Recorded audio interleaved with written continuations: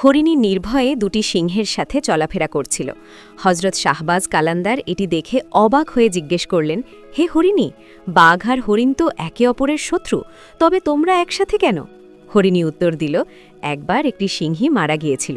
তার দুটি বাচ্চা ক্ষুধার্ত ও তৃষ্ণার্ত হয়ে এদিক ওদিক ঘুরছিল। তাদের দেখে আমার দয়া হলো।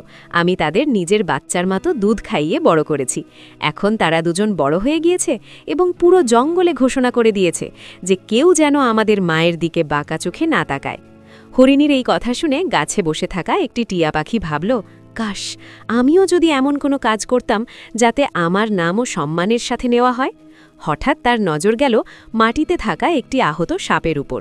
টিয়া পাখিটি সাথে সাথে নিচে নামল এবং সাপের শরীর থেকে কাঁটা বের করে তাকে সাহায্য করতে লাগল। কিন্তু সাপটি একটু সুস্থ হতেই সে উল্টে টিয়া পাখিটিকেই কামড়ে দিল।